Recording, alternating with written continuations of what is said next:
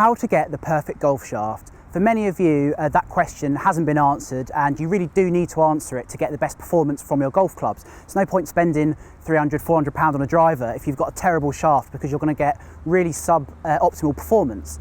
The best way, of course, to get the perfect shaft is to speak to an expert, whether that be your club pro, or whether that be a retail specialist at the driving range, or whether that be a national fitting centre like lots of the brands have.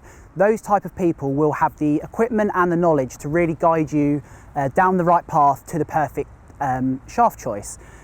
What you want to make sure is that whoever you speak to, they have got a launch monitor with reliable numbers. You need to know club head speed, you need to know spin, you need to know sort of peak height and flight and all that sort of stuff.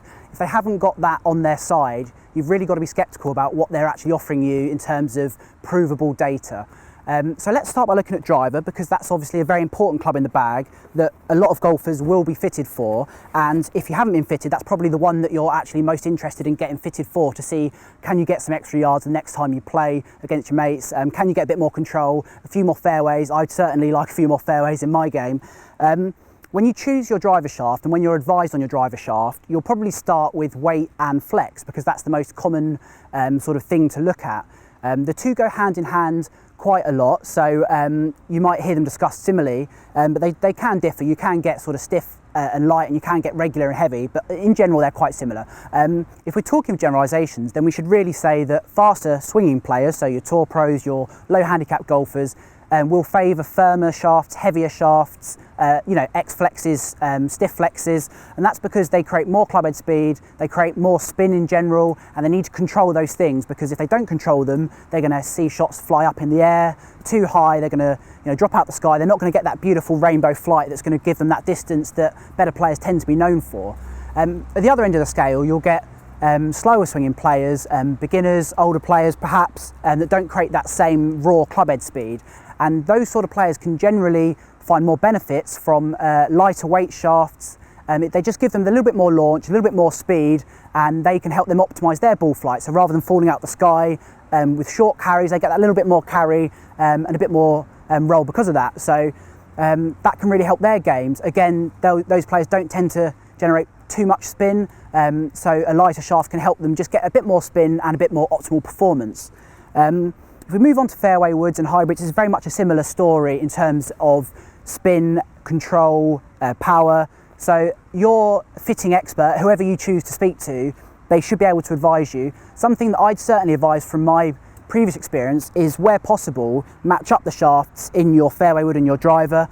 In a fairway wood, they will be slightly heavier because of that's how they are in fairway woods. But if you can generate that same feel, you'll find a lot more control and confidence on the golf course, because you're not suddenly going from one feel with your driver to a completely different feel in your fairway wood. It can be very disconcerting if you have that experience. So definitely, where possible, see if you can match up the brands and the profiles in a fitting.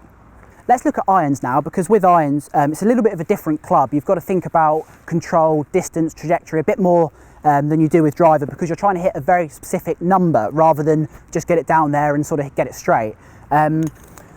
Again, there are some generalisations that we can look to help narrow down your options. If you're a slower swing player, like we said before, perhaps you're a lady golfer, perhaps you're a golfer that your prime golfing years are behind you, shall we say, you might want to favour a lighter shaft, whether that's a light steel or even a graphite, because graphite shafts in irons, they still exist, they're still very beneficial for a certain sort of group of players. So if you're sort of looking at your game and being honest with yourself, and you say, oh, I would like a bit more distance, I would like to hit the ball a bit higher, then ask your fitter, can I try some graphite shafts? I'd like to see the differences. Equally, at the other end of the spectrum, if you're swinging the club probably more than 80, 90 mile an hour with a driver, you've been playing golf for a few years and you're only getting better, you'll probably want to look at steel, because it does give you that bit more control if distance isn't that important to you. Within steel and graphite, there is still the same characteristics we spoke about for drivers. So you've got to think about weight profile, you've got to think about spin, because although spin isn't as important, equally you don't want not enough, because your ball won't hold the greens. You don't want too much, because it will balloon up in the air. So your fitter will be able to guide you through this process. They'll also look at things like shaft length, which we haven't really discussed. In irons, that's quite important, because You know, I'm 6'1", I shouldn't be using the same irons as somebody that's 5'4". We'll have completely different sort of dynamic impact lengths and angles. So just think about that as well.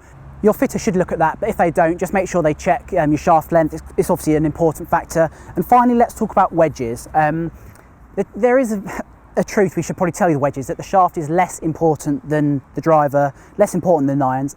And the reason behind that is because there's less swing speed involved. Now, obviously, if there's less swing speed, there's less spin, you know, there's less the club twisting and sort of manipulating, and therefore the shaft doesn't quite play as big a role, especially with your lob wedge where you're just making short swings. So you may just find that a wedge flex actually for you offers all the feel you need, all the performance you need. However, you can, certainly with your gap wedges where you're having a full swing, look at, you know, your normal shaft options like you have in an iron. Tiger Woods is a great example. He's got an X100 extra stiff shaft in his irons, and then he has a S400 stiff shaft in his wedges because he doesn't swing them quite as fast on those delicate pitch shots. So think about that. Personally, for me, I'd say it's feel based. Try a range, see what you like the feel of. You can use a launch monitor as well to make sure you've got the good gaps, because there's no point having the shaft that creates a horrible gap that doesn't match with what you want. So that's definitely important, but for me it's definitely a feel decision. Hopefully we've covered some of the basics here that will just help guide you the next time you purchase a golf club or go for a fit-in. If you have got any really bespoke questions about you personally or shafts in general, comment below, let us know, and we'll try and answer them all and help you to better golf, because that's what we all want. So hopefully this has been of use. Until next time, it's bye for now.